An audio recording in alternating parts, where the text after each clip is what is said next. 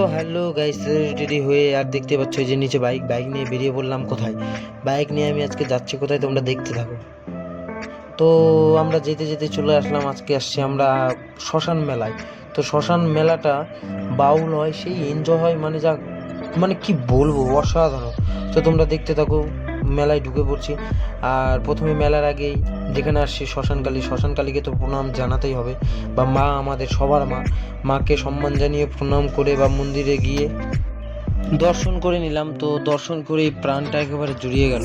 তো যাই হোক, দেখতে দেখতে সন্ধ্যা হয়ে গেল। সন্ধ্যা হওয়ার পর আর বন্ধুর দোকানে আমি বসেছিলাম, আমার বন্ধু একটা মেলায় দোকান দিয়েছিল।